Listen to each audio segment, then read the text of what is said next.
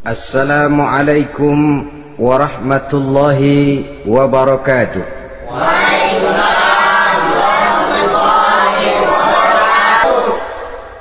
Bismillahi walhamdulillah, wassalatu wassalamu ala sayyidina rasulillah wa ala alihi wa sahbihi wa mawalah. La hawla wa la quwwata illa billah, amma ba'du. Saudara-saudara kaum muslimin yang berbahagia, di dalam kehidupan ini kita senantiasa mengambil iktibar, contoh dan teladan dari orang-orang sebelum kita. Itu sebabnya kepada baginda Nabi kita Muhammad sallallahu alaihi wasallam Allah Subhanahu wa taala menjelaskan cerita para nabi sebelum beliau dalam ayat "Tsumma naqussu 'alaika min amba'ir rusuli ma nusabbitu bihi fu'adak."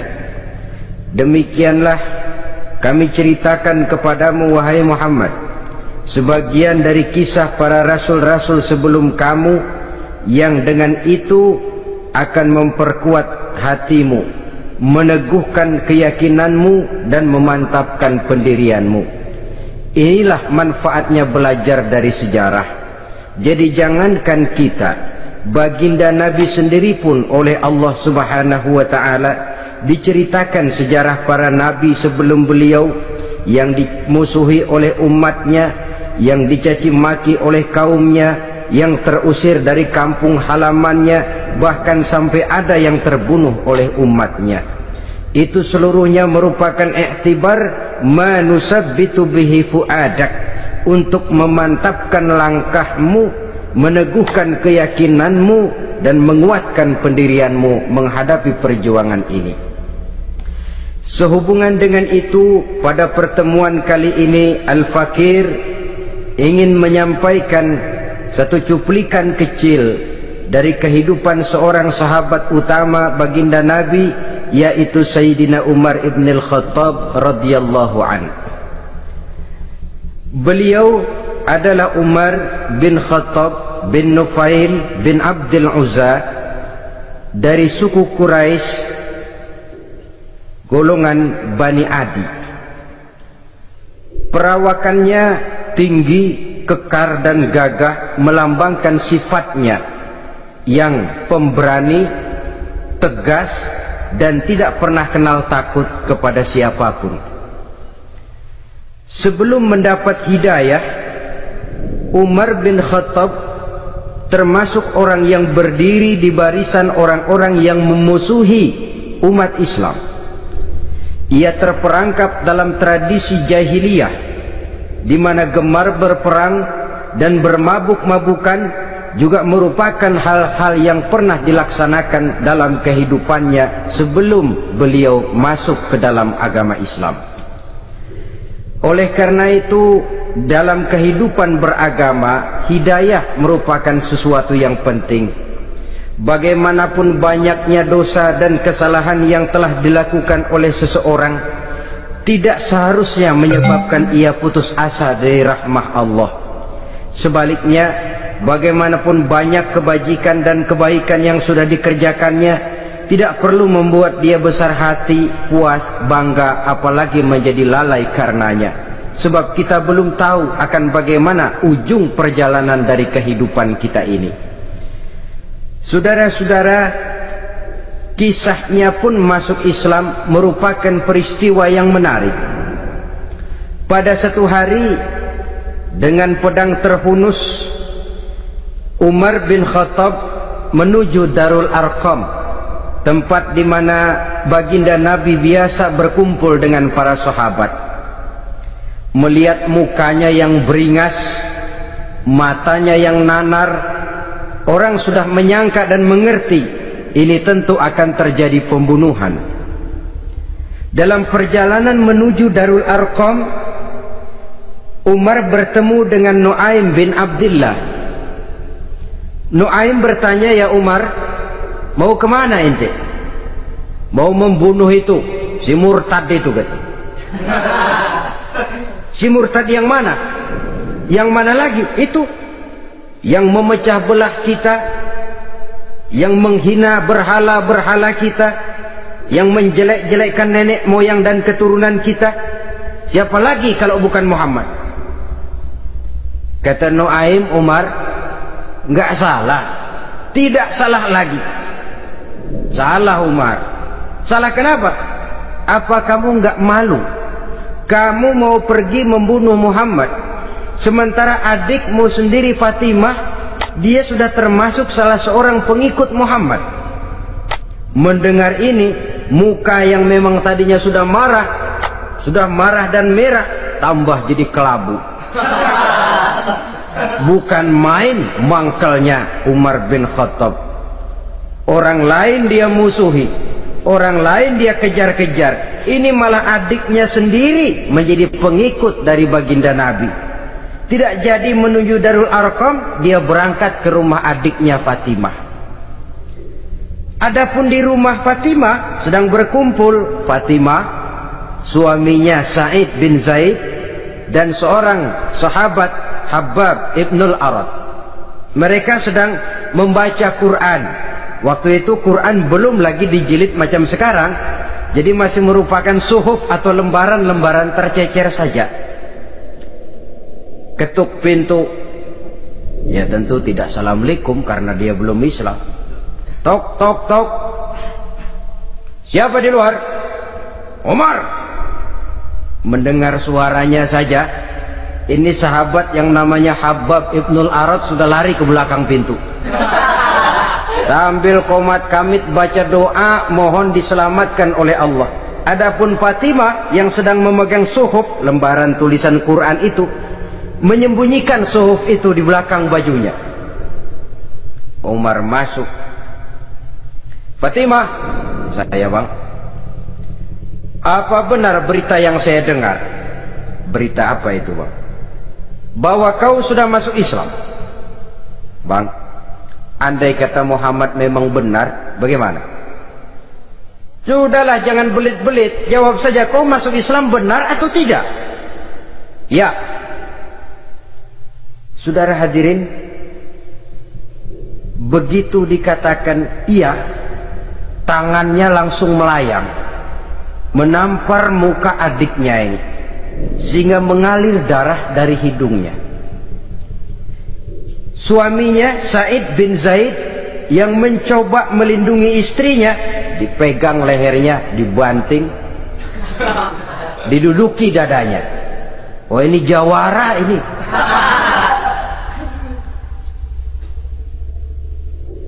Namun pada saat sedemikian, suara kebenaran terpantul dari mulut Fatimah, adik dari Umar bin Khattab ini.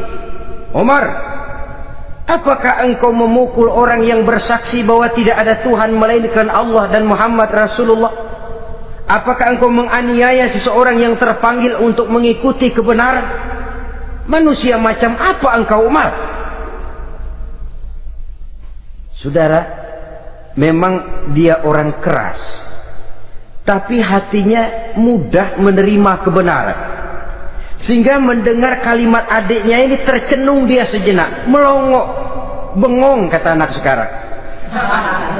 Ini kalau tidak karena keyakinan yang mantap, tidak mungkin orang ini, anak adik saya ini bicara macam begini. Umar, mengapa engkau memukul orang yang bersaksi bahwa tidak ada Tuhan melainkan Allah dan Muhammad Rasulullah? Mengapa engkau pukul orang yang mengikuti kebenaran, menerima hidayah dari Allah? Begitu yakin dan mantapnya, walaupun di tengah satu hal yang sangat menakutkan. Siapa yang tidak takut orang Quraisy berhadapan dengan Umar bin Khattab yang dikenal sebagai singa padang pasir pada waktu itu? Malahan dia termasuk salah seorang jagoan di tradisi masyarakat jahiliyah itu. Ada satu pasar yang namanya pasar Ukaz. Tiap tahun di pasar itu diadakan pesta. Pertama pertandingan syair, jadi penyair waktu itu jadi kebanggaan. Syair-syair yang menang itu digantung di dinding Ka'bah. Jadi setiap suku akan bangga kalau mempunyai ahli syair yang hebat. Nah, lalu diadakan juga lah perlombaan balap kuda, memanah, termasuk gulat. Lah Umar ini tiap kali pertarungan mesti menang. Belum pernah ada yang berhasil mengalahkan dia. Jawara. Saudara-saudara, mendengar adiknya begitu mantap hatinya, apalagi ketika adiknya berkata begitu, suhuf, lembaran yang disembunyikan di belakang bajunya tersembul. Apa yang kau sembunyikan di balik bajumu itu? Suhuf. Apa suhuf itu? Lembaran Al-Quran. Coba saya lihat. Enggak boleh. Kenapa? Kamu kotor. Orang kotor tidak boleh megang Quran. Saya mau lihat. Enggak boleh. Kalau kamu mau lihat, mandi dulu. Diturutinya permintaan adiknya itu. Lalu diambilnya suhuf tadi. Dia baca. Kebetulan ayat yang dibacanya ayat pertama dari surah Toha yang berlanjut dengan ayat 14 pada surah yang sama. Dia baca, Bismillahirrahmanirrahim. Toha ma anzalna ilaikal qur'ana litashqa illa tazkiratan liman yakhsha. Toha, tidaklah aku turunkan Al-Quran ini untuk bikin sukar manusia, melainkan merupakan pengingat bagi orang-orang yang takut kepada Allah. Lalu pada ayat ke-14, Innani anallahu la ilaha illa ana fa'budni. Sesungguhnya akulah Allah, tidak ada Tuhan melainkan aku, maka hendaknya hanya kepadakulah kamu menyembah. Wa aqimis salata li dzikri, dirikanlah salat untuk mengingat aku. Inna sa'ata atiyatun akadu ukhfiha litujza kullu nafsin ma tas'a. Sesungguhnya kiamat itu pasti akan datang, yang sengaja waktunya kami tidak beritahukan kepada kamu semua, untuk kami balas segala setiap orang tentang apa saja yang telah mereka lakukan dalam kehidupan di dunia ini. Setelah membaca ayat ini, gemetar tangannya. Ini sih nggak main-main ini. Ini belum pernah saya baca ajaran semacam ini. Tidak patut orang yang mempunyai kitab suci semacam ini dimusuhi. Ini sesuatu yang benar. Tergetar jiwanya. Hei Fatimah, Muhammad di mana Muhammad? Saya tidak akan memberitahu kepada kamu. Di mana? Saya tidak akan memberitahu. Lebih baik kau bunuh saya kalau memang maksudmu mau mencelakakan Muhammad. Sama sekali saya tidak akan mencelakakan dia, Fatimah. Kasih tahu saja, di mana dia? Darul Arqam. Bergegas dia menuju Darul Arqam. Di dalam Nabi memang sedang kumpul dengan para sahabat. Termasuk ada Sayyidina Hamzah yang juga terkenal jawara juga. Ketuk pintu. Ketuk pintu. Siapa di luar? Umar.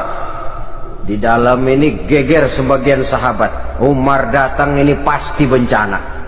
Umar datang, wah, kalau istilah kampung, kerok dan urusan.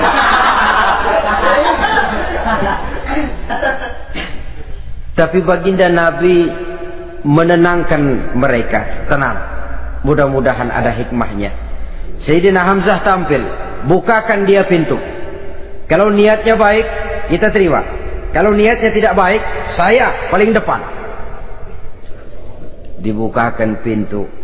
Begitu dibukakan pintu, Umar masuk merangkul baginda Nabi. Kemudian dengan tersendat, Ashhadu an la ilaha illallah wa ashhadu annaka ya Muhammad Rasulullah. Saya bersaksi tidak ada Tuhan melainkan Allah, dan saya bersaksi bahwa engkau hai Muhammad adalah utusan Allah. Sahabat takbir semua, Allahu Akbar, Allahu Akbar. Kegembiraan meliputi suasana ketika itu. Kenapa? Karena sebelumnya dikala Umar belum masuk Islam, dia merupakan ganjalan yang paling dikhawatirkan oleh umat Islam. Setelah dia masuk Islam, jelas merupakan satu keuntungan yang sangat besar. Dan dia tertarik kepada Islam bukan karena bujuk rayu orang, tidak karena diberikan harta, tidak karena diiming-iming oleh kedudukan tinggi, Tapi karena kebenaran, hidayah menembus hatinya melalui wasilah ayat dalam surah Thaha yang dibacanya melalui suhuf yang dipegang oleh adiknya tadi. Sejak saat itu berubah 180 derajat Umar bin Khattab radhiyallahu anhu. Tetapi tetap dengan sifatnya keras, tegas, dan tidak pernah kenal takut kepada siapapun. Cuma kalau sebelum Islam dia kerasnya kepada Islam, setelah dia masuk Islam muter arah kepada siapapun yang memusuhi Islam, dia bersikap keras, tegas, dan tidak pernah kenal takut.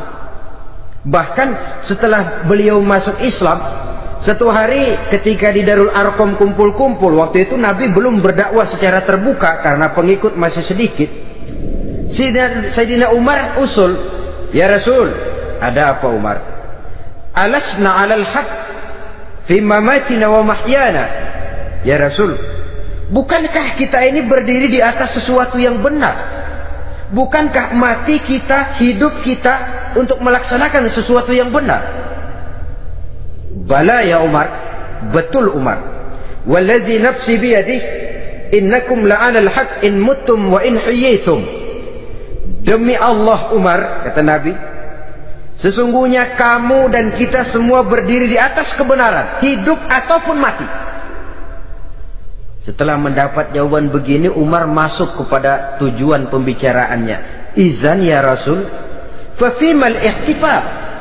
Kalau memang begitu ya Rasul, kalau memang kita yakin kita berdiri di atas kebenaran, kita hidup karena kebenaran, kita mati pun memperjuangkan kebenaran, fafimal ihtifal. Kenapa mesti ngumpet-ngumpet?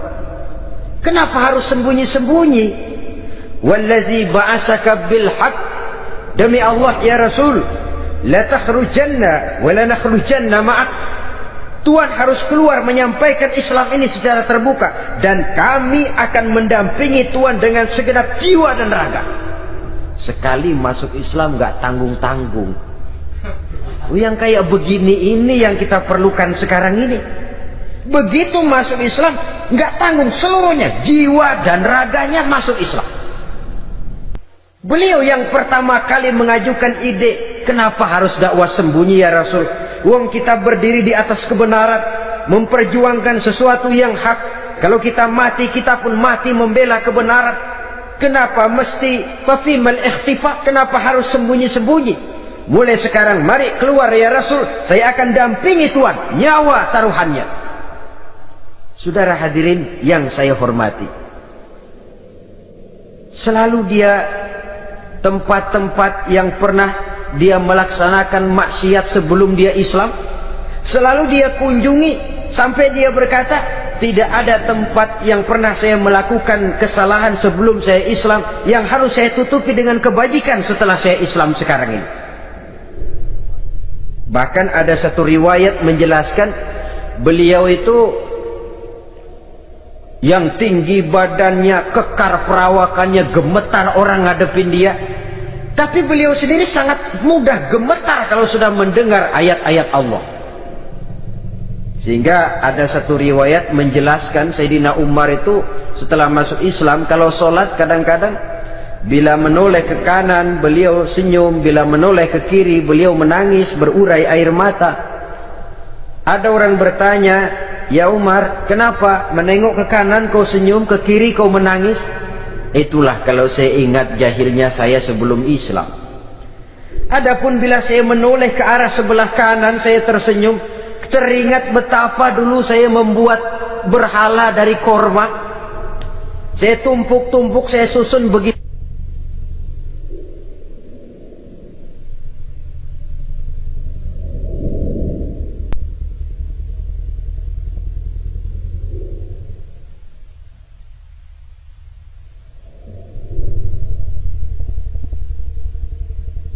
Itu rupa, setelah saya sembah saya makan itu korma. Gagah betul saya waktu itu, sampai Tuhan pun saya makan. Adapun kalau saya menoleh ke kiri teringat putri kesayangan saya yang terbawa oleh tradisi jahiliyah, takut menanggung aib, merasa malu mempunyai anak perempuan, sampai dia terkubur hidup-hidup. Berurai air mata saya mengingat semua itu. Padahal Nabi sudah memberikan jaminan. Sebab saudara jangan lupa, orang kafir masuk Islam, dalam Islam itu dihitung dari bayi lagi, dari nol. Itulah untungnya. Jadi misalnya sudah 60 tahun, dari kecil sampai 60 tahun kafir, umur 61 masuk Islam. Nah, sejak umur 61 itulah yang dihisab oleh Allah. 60 tahun ke bawah gratis bersih pemutihan. Istimewa betul. Tapi jangan lalu diniatin, gua kafir aja. Nanti sudah tua-tua mau giliran mati baru Islam. Nah, itu diniatin lain. Ini yang karena faktor hidayah, saudara-saudara. Nah, cintanya kepada baginda Nabi luar biasa. Dalam setiap pertempuran beliau selalu di front terdepan. Bahkan demikian cintanya sampai ketika hari di mana baginda Nabi wafat, saudara-saudara, disampaikan berita wafat Nabi kepada Umar ini. Ya Umar, baginda Nabi sudah wafat. Kamu ngomong apa? Baginda Nabi sudah wafat. Bukan sedih, nyabut pedang, keluar matanya melotot. Siapa yang bilang Muhammad mati, saya tabas batang lehernya. Begitu cintanya beliau kepada baginda Nabi, sampai-sampai nggak menerima kalau Nabi wafat. Taruhlah nggak bisa mati bersamaan, bolehlah mati beriring-iring saja barangkali maksudnya.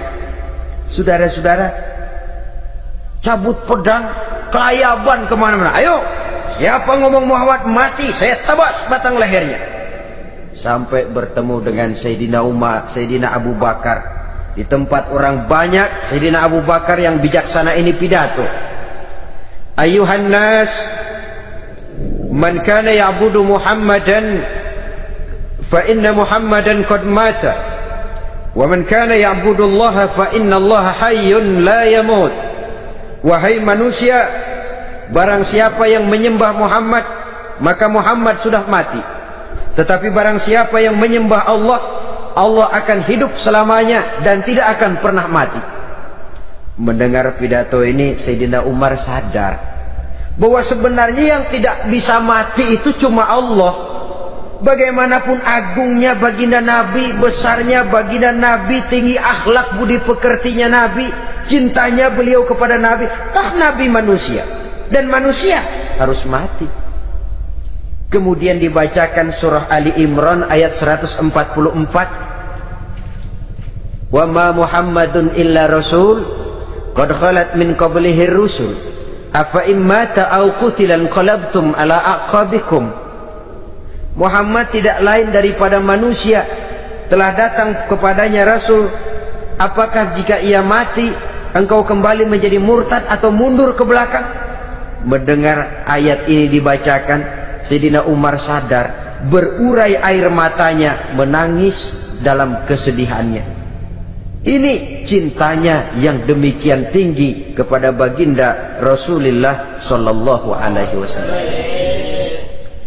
Begitulah seluruh kesalahan yang dia lakukan pada saat sebelum dia masuk Islam, berusaha dia tutupi dan dia tebus dengan segala kebaikan, pengabdian, perbuatan soleh setelah dia masuk Islam. Sehingga diajarkan oleh baginda Nabi, ittaqillaha haitsu ma kunta wa atbi'i sayyi'atal hasanata tamhuha wa khaliqin nasa bi khuluqin hasanin. Bertakwalah kamu kepada Allah, kata Nabi, dimanapun saja kamu berada. Jadi takwa tidak kenal tempat. Dimanapun saja kamu berada, bertakwalah kepada Allah. Di rumah takwa, di pasar takwa, di kantor takwa, di tengah orang banyak takwa, pada waktu sendirian takwa. Ittaqillaha haitsu ma kunta. Bertakwalah kau kepada Allah dimanapun saja kamu berada. Jangan takwa pakai tempat. Di masjid takwa, di kantor nyolong. Itu tidak haitsu makunta, yang diajarkan oleh Nabi. Dimanapun kamu berada, bertakwalah kepada Allah. Wa atbi'i sayyi'atal hasanah tamhuha, dan iringi perbuatanmu yang salah dengan kebaikan. Jadi kalau satu saat terselip kita berbuat salah, cepat iringi dengan kebaikan, tamhuha, dengan harapan kebaikan yang kita kerjakan akan menutupi dosa yang terselip kita lakukan. Amin. Ngomongin orang, astagfirullahalazim, banyak istighfar. Istighfarnya mudah-mudahan bisa nutupin dosa karena ngomongin orang. Tapi jangan lalu tambah sulap, ngomongin orang istighfar, terus ngomongin lagi istighfar lagi. Itu tentu tidak bisa dengan cara begitu. Barangkali terselip pernah mengambil harta orang tanpa alasan yang hak, imbangi dengan rajin sedekah misalnya. Barangkali pernah menyakiti hati orang, imbangi dengan perbuatan yang bisa menyenangkan hati orang lain. Itu namanya mengiringi perbuatan yang bersifat salah dengan kebajikan. Ini yang dilakukan oleh Sayyidina Umar. Setiap pelosok hampir dia datangi, tempat-tempat di mana dia pernah melakukan kesalahan sebelum Islam, di sana dia tegakkan kebajikan dan kebaikan. Kegagahannya, keperkasaannya, keberaniannya sepenuhnya bulat-bulat sudah diwakafkan untuk kepentingan Islam. Saudara hadirin yang saya hormati, diperlukan orang-orang yang punya keberanian macam Sayyidina Umar. Berani karena panggilan hidayah, bukan berani babi. Babi berani juga, babi cuman nyeruduk. Artinya berani yang tanpa pertimbangan. Berani yang tanpa pertimbangan pada akhirnya akan menyulitkan kita sendiri. Beliau gagah, beliau berani, beliau punya kekuatan, beliau punya wewenang, dan itu dimanfaatkannya untuk menjadi backing baginda Nabi kita Muhammad sallallahu alaihi wasallam. La takhrujanna wa la nakhrujanna ma'ak ya Rasul. Rasul, keluar, sampaikan dakwah secara terbuka. Saya akan mendampingi Tuhan. Jika ada yang ganggu Tuhan, saya paling depan. Backing yang mendampingi Rasul untuk menyampaikan risalah Islamiyah ini. Saudara hadirin yang saya hormati,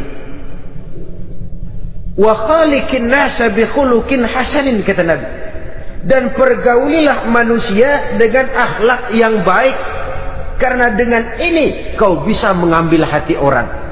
Dalam hadis lain katakan, innakum la tas'una an-nasa bi amwalikum walakin yas'uhum minkum bastul wajhi wa husnul khuluq. Kamu tidak akan bisa menyenangkan orang banyak dengan hartamu, tapi kamu bisa ambil hati mereka dengan budi pekerti yang luhur dan muka yang manis. Dengan harta belum tentu kita bisa menyenangkan semua orang, tapi budi pekerti yang luhur, muka yang manis, itu yang akan bisa membuat kau menyenangkan orang banyak.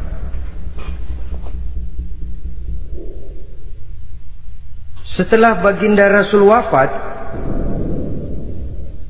pernah ketika berkumpul, Sayyidina Abu Bakar berkata kepada Sayyidina Umar, ya Umar, saya baiat kamu untuk menjadi khalifah.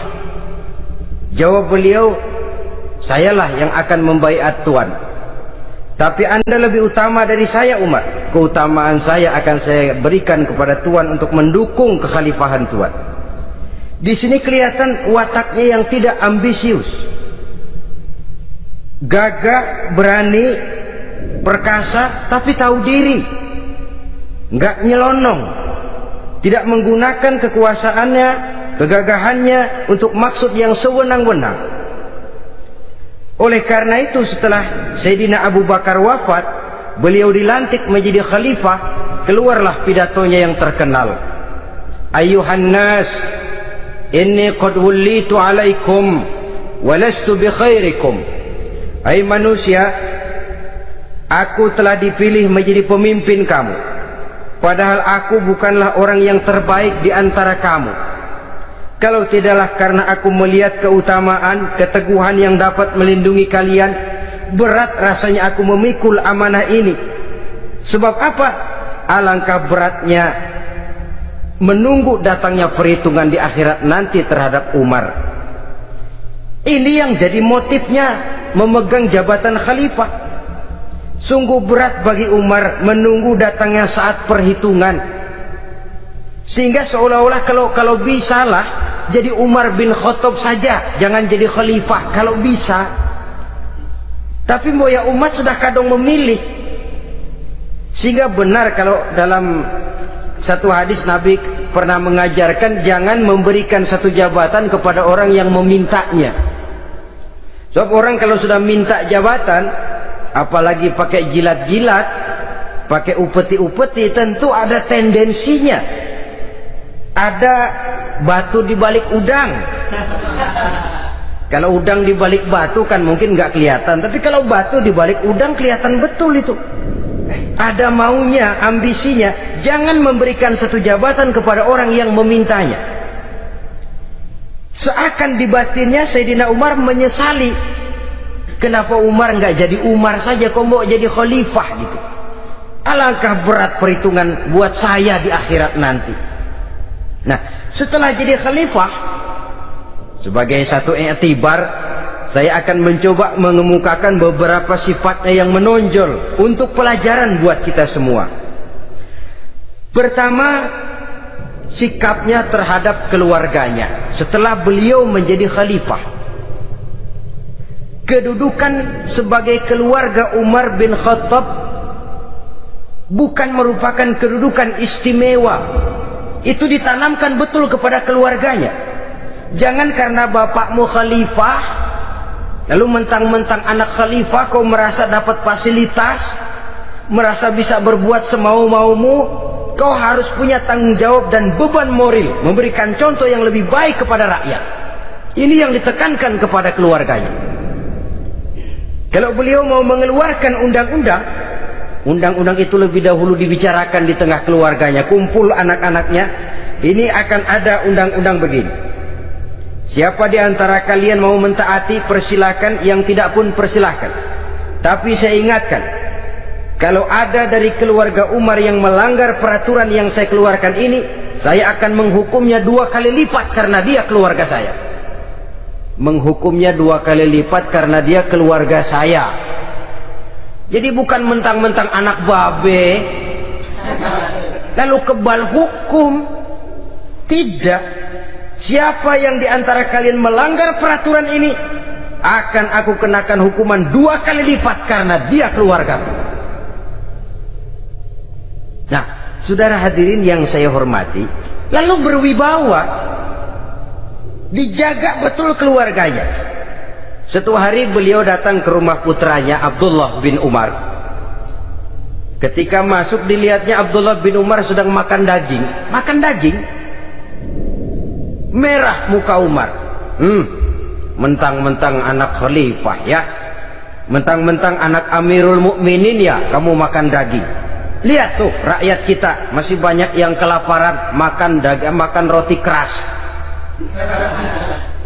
Padahal itu halal, sesuatu yang diperoleh dengan usahanya sendiri.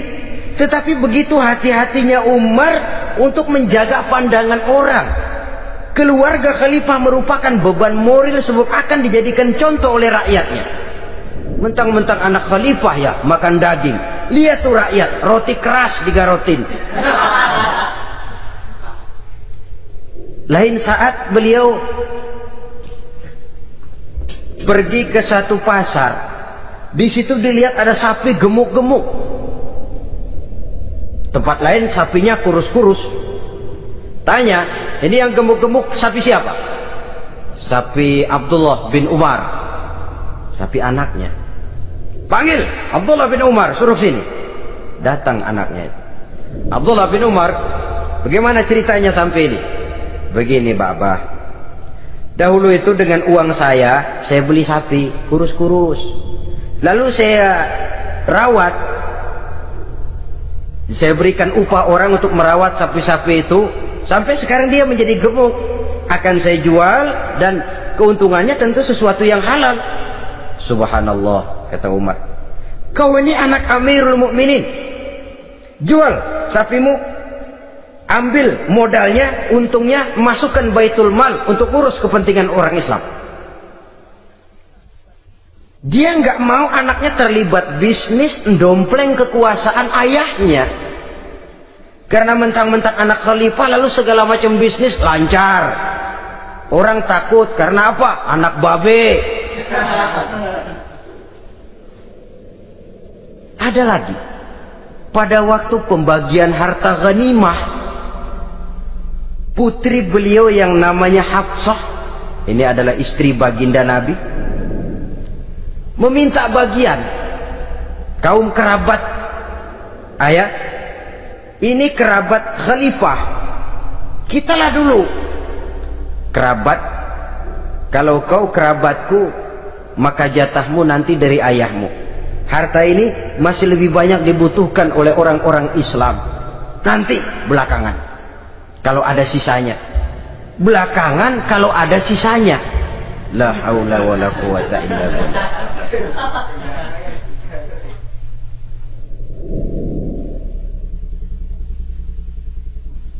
Saudara hadirin, itu terhadap keluarganya. Kemudian apa sifat-sifat yang menonjol dari kepemimpinannya? Pertama, kesederhanaannya. Beliaulah satu-satunya khalifah, Amirul Mukminin, setingkat presiden kalau sekarang, yang punya jubah cuma 2 dan 1 pun punya anaknya. Tambelan lagi. Pernah sholat Jumat terlambat,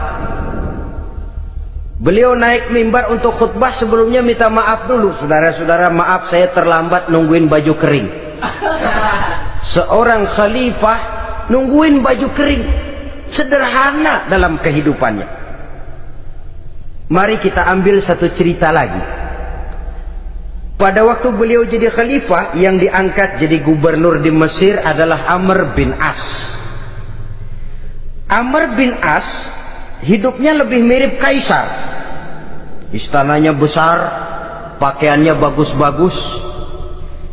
Nah, yang paling mengganggu pikiran Amr bin As, di sebelah istananya ini ada gubuk reot, kepunyaan orang Yahudi lagi.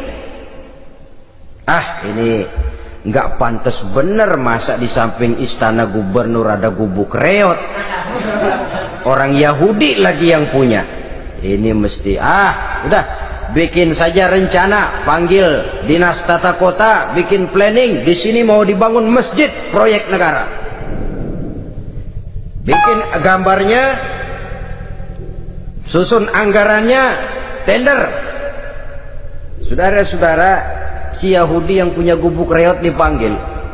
Yahudi, ada apa, Pak? Kamu tahu nggak? Enggak. Iya, memang belum saya kasih tahu.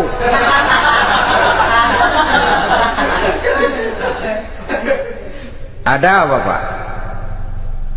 Itu kamu punya gubuk, tahu, kena proyek. Proyek apa, Pak? Kami mau bangun masjid besar di situ, dan tidak sesuai ada gubuk reot di samping tempat gubernur. Jadi maksud Bapak, gubukmu, tanah-tanahnya mau saya bebaskan, saya beli. Enggak mau, Pak, saya enggak mau jual. Saya bayar 2 kali lipat. Enggak mau. 3 kali lipat, 6 kali lipat juga enggak mau, Pak. Saya dari muda peres keringat banting tulang cuma segitu-gitunya, Pak, tempat saya tinggal. Gubuk reot sama tanahnya sedikit, makmur saya, Pak, cuma rumah sama sumur.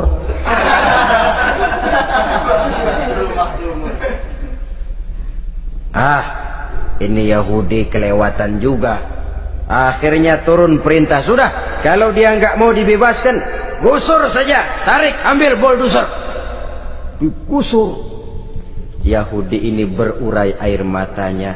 Aduh, begini jadi rakyat kecil, udah jatuh ketiban ember lagi. Tapi pikir-pikir Amr bin As kan bukan yang paling atas. Dia kan cuma pejabat, masih ada atasannya lagi. Lapor lapor. Yahudi ini berangkat ke Madinah. Bayangkan dari Mesir ke Madinah. Jalan.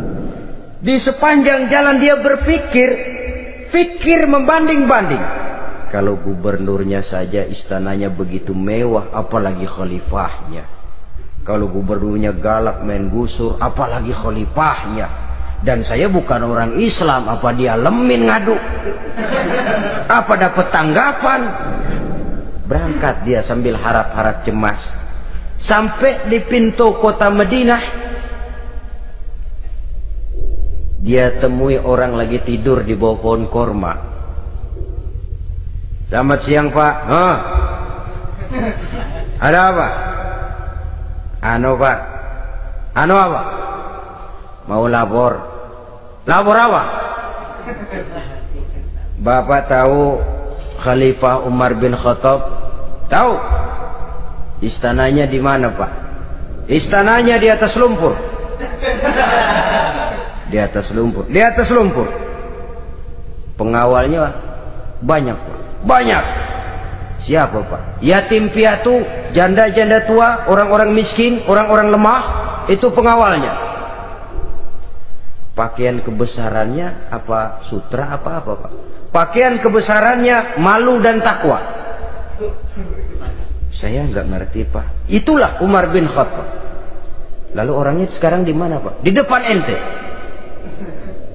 Rupanya yang dia tanya itulah orangnya. Gemeter Yahudi ini, keringat bercucuran. Coba, istananya di atas lumpur. Sebab beliau berprinsip, bagaimana saya bisa menghayati nasib rakyat kalau saya tidak merasakan apa yang mereka rasakan? Bagaimana saya nggak bisa tahu sakitnya lapar kalau saya belum pernah kelaparan? Itu prinsipnya. Istananya di atas lumpur. Para pengawalnya yatim piatu, janda-janda tua, orang-orang miskin, orang-orang lemah dan tidak mampu.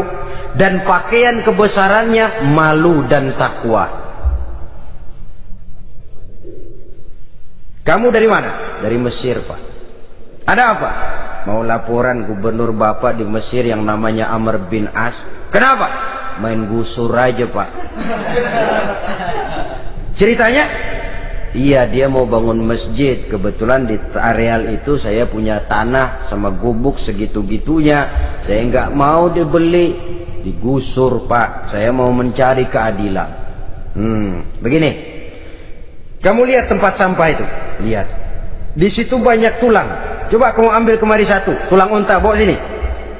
Bingung Yahudi. Pak, saya kemari mau cari keadilan. Kalau tulang mah di Mesir juga banyak Pak.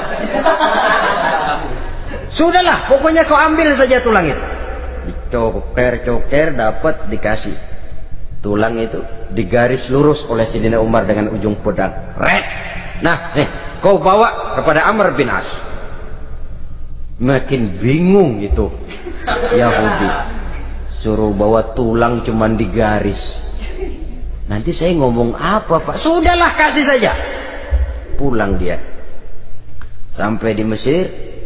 Tuan Gubernur, ada apa? Saya baru menghadap Khalifah. Kemudian beliau sampaikan ini, dikasih tulang. Amr bin As ngelihat tulang ada goresan lurus dengan ujung pedang, gemetar. Badannya keluar keringat dingin. Panggil kepala proyek. Proyek batal. Masjid nggak jadi didiriin. Itu gubuk Yahudi diriin lagi. Ini Yahudi makin bengong. Ini gubernur dapat tulang doang segitu takutnya.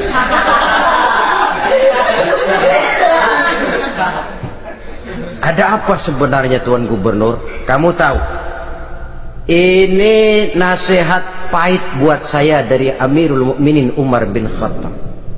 Seolah-olah beliau bilang, "Hai Amr bin As, jangan mentang-mentang sedang berkuasa ya. Pada suatu saat kau akan jadi tulang-tulang kayak begini. Maka mumpung kamu masih hidup dan berkuasa, berlaku lurus dan adillah kamu seperti lurusnya garis di atas tulang ini. Red, lurus, adil, jangan bengkok. Sebab kalau kamu bengkok, nanti aku yang luruskan pakai pedangku. Siapa yang nggak ngeper digituin? Sampai akhirnya apa? Kata si Yahudi, Pak, kalau begitu Islam adil ya? Adil. Kalau gitu biarin dah Pak, tanah saya. Mau kamu jual? Bukan saya jual Pak, saya kasih aja dah. Campur gubuk-gubuknya, ambil aja dah.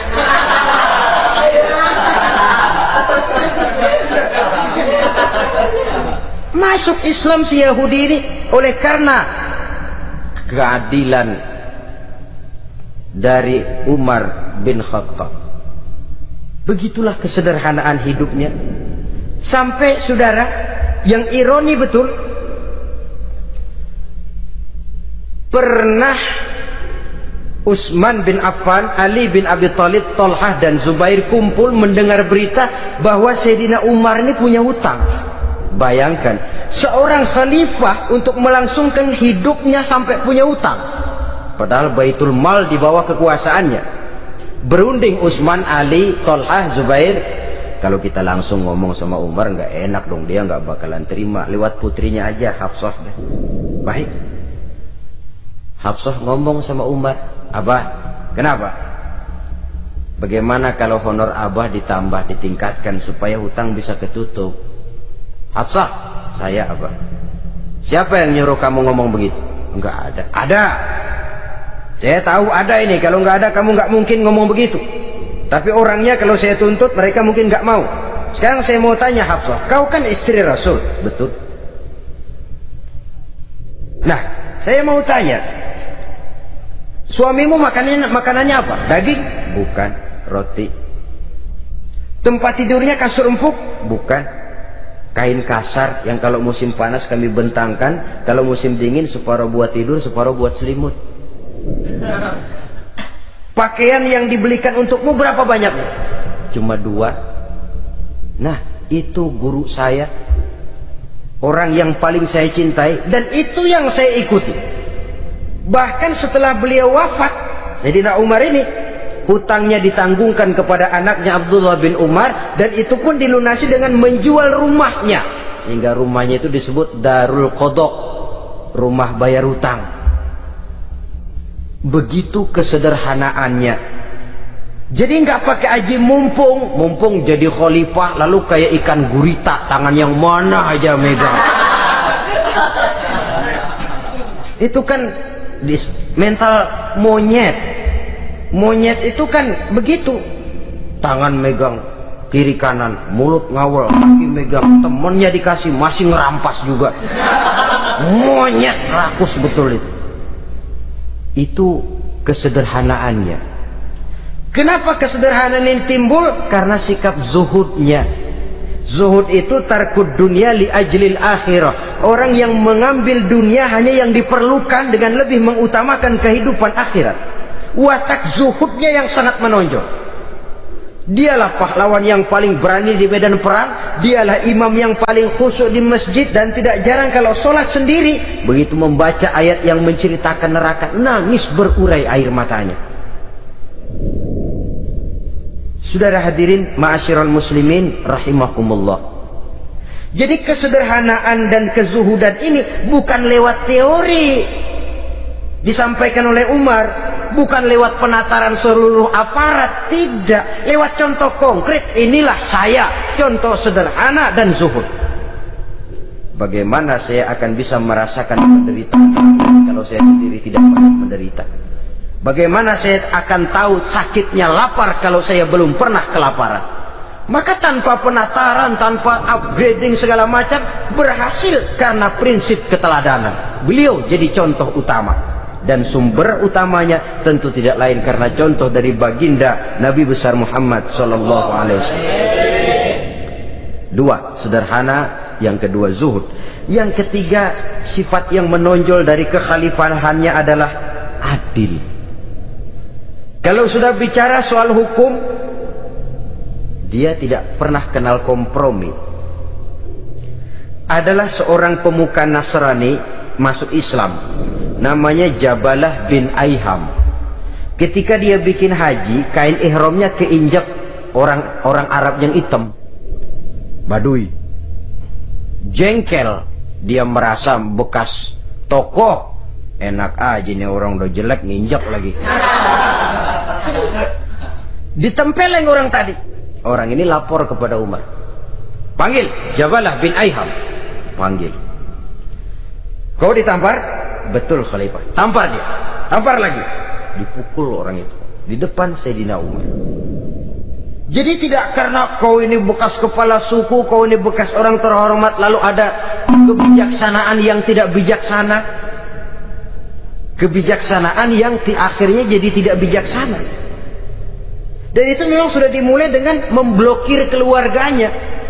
Tidak satu keluarganya pun yang boleh mempunyai perasaan bahwa menjadi keluarga khalifah merupakan fasilitas dan keuntungan. Kau jangan makan di atas punggungku, kau jangan menikmati fasilitas di atas keringatku. Dan tidak ada keinginan mewariskan jabatan khalifah kepada anak-anaknya. Pernah beliau musyawarah, saya bingung kenapa khalifah, gubernur Kufah ini sulit nyari orang. Diangkat yang lemah, rakyat ngeluh. Diangkat yang keras, rakyat juga ngeluh. Ada calon khalifah, kalau ini mah nggak salah lagi nih buat gubernur Kufah. Siapa? Abdullah bin Umar, anak beliau sendiri. Melotot matanya. Jangan macam-macam kau. Cukup satu orang Umar memegang jabatan. Kalau berhasil, kami keluarga Umar sudah merasakannya. Kalau gagal, cukup kegagalan seorang Umar. Tidak berusaha mengorbitkan anaknya, wah anak babeh diangkat jadi jadi tidak, malah diblokir, cari yang lain. Tapi Abdullah bin Umar cukup syarat ya khalifah, dia orang bertakwa dan soleh. Yang takwa dan soleh bukan cuma anak Umar, anak orang lain juga banyak yang takwa dan soleh. Itu prinsipnya. Sehingga ketegasannya ini membuat orang jadi sungkan. Dan tidak seorang pun berani kirim-kirim upeti hadiah. Pernah itu ada pejabat dari Azerbaijan kirim makanan, kue, mending apa? Kue. Gitu dicicipi enak. Enak juga ya kue ini. Enak khalifah. Ini di sana apa makan rakyat biasa? Bukan, ini makanan orang-orang fit. Nah, dibungkus lagi itu kue. Dibungkus. Ontamu mana? Di luar. Ambil, bawa pulang, serahkan lagi kepada gubernur di sana. Kasih tahu salam dari Umar bin Khattab. Kenyangkan dulu rakyat dengan makanan seperti ini. Kita belakangan. Jadi kalau rakyat lapar, saya orang pertama yang akan merasakan kelaparan. Tapi kalau rakyat makmur, biarlah saya menjadi orang terakhir yang kenyang. Kan bagus prinsip itu. Jikalau rakyat kelaparan, saya akan jadi orang pertama yang merasakan lapar. Tapi kalau rakyat makmur, biar saya jadi orang terakhir yang kenyang. Jangan dibalik. Pada saat rakyat kelaparan, dia kekenyangan. Dan selanjutnya, sikap keadilannya ini, saudara-saudara, menyebabkan hukum lalu jadi berwibawa. Pernah beliau jalan-jalan di lorong kota Madinah, di tempat yang namanya Harah bersama Aslam. Ada ibu-ibu, anaknya nangis, lapar ma, sabar dikit lagi matang katanya. Emang tuh ibu lagi ngerebus, bunyi air ngegulak, luguk. Umar lihati dari jauh, belum juga matang. Nih anak dari nangis, lapar, sampai capek nangis, sampai tidur. Anak tidur, Umar samperin, Bu, emang masak apa sih kok nggak bisa matang? Saya nggak masak apa-apa Tuhan. Itu pating kerubuk apa? Ketika dibuka ya cuma air saja. Subhanallah, ibu sudah ngebohongi anak ibu sendiri. Habis harus bagaimana Tuhan? Saya sudah nggak punya makanan untuk dimasak, sementara perut nggak kenal kompromi. Jalan satu-satunya ya terpaksa anak saya bohongi. Saya bilang sebentar lagi matang sampai dia tidur sekarang ini. Memangnya Khalifah Umar gimana sih ngurusi rakyatnya? Subhanallah, dia orang zalim. Dia yang memegang urusan kami, tapi dia nggak tahu nasib saya. Anak kelaparan, keluarga terlantar. Oh begitu. Iya, zalim betul Umar bin Khattab itu. Kalau begitu ibu tunggu sebentar. Dia pulang bersama Aslam menuju Baitul Mal. Dia ambil tepung 1 karung, dipikul sendiri. Dipikul sendiri. Kata Aslam, ya Khalifah biar saya yang bawa. Jangan. Kenapa Khalifah? Apa kau kira kau sanggup mikul dosa saya di akhirat nanti? Biar saya yang mikul sendiri. Dia bawa ke tempat tuh ibu-ibu. Dia masakin sendiri. Nah bu, sudah matang, persilakan masak. Makan. Alhamdulillah Tuhan. Mudah-mudahan Allah memberkahi Tuhan. Tuhan lebih baik dari Umar bin Khattab yang zalim itu. Memang sebenarnya Tuhan siapa, kata tuh ibu? Saya. Iya, saya ya Umar bin Khattab yang ibu bilang zalim itu. Gemetar si ibu. Gemetar si ibu. Tapi memang peka dan menghargai kritik orang. Tidak membungkam setiap orang yang nadanya sumbang atau berbeda. Kadang beliau berkata, saya khawatir karena orang terlalu segan dengan saya, lalu nggak ada yang berani negor kalau saya salah. Kan begitu biasanya. Karena sudah terlalu segan, lalu semuanya orang mau diaminin saja. Asal dibilang nggak benar, marah, jengkel. Lalu disingkirin, maunya diiyain, ingge, kulonuwun. Oke bos. Beliau bilang, saya khawatir kalau tidak ada orang yang mau menegur kesalahan saya jika saya terlanjur nanti. Tahu-tahu muncul orang, demi Allah saya akan menegur Tuhan dengan pedang saya ini. Cerah mukanya, senyum bibirnya. Alhamdulillah, anak muda, saya memerlukan orang macam kau yang berani berkata ya terhadap yang benar dan tidak terhadap yang tidak benar, apa dan bagaimanapun resikonya. Di sini kelihatan sikap beliau menghadapi orang yang berbeda pendapat. Keadilan, keberanian dan ketegasan, cepat menerima kebenaran merupakan serentetan dari sifat-sifat utama beliau sejak masuk Islam sampai menjadi khalifah yang kedua. Bahkan dengan jasa beliau, Islam kemudian tersebar menembus dinding Jazirah Arabia, memasuki Bizantium dan Persia, sehingga beliau juga dikenal sebagai periode Al-Futuhat Al-Islamiyah. Nah saudara-saudara, inilah cuplikan kecil dari kehidupan seorang agung dan besar yang memang sangat terbatas kata-kata untuk melukiskan kebesaran itu. Namun yang secuplik ini mudah-mudahan menjadi sumbangan moral dalam rangka kita memperbaiki diri menuju kehidupan yang lebih baik. Terima kasih banyak atas segala perhatian. Mohon maaf atas segala kekurangan. Usikum wa nafsi bitaqwallah. Wassalamualaikum warahmatullahi wabarakatuh.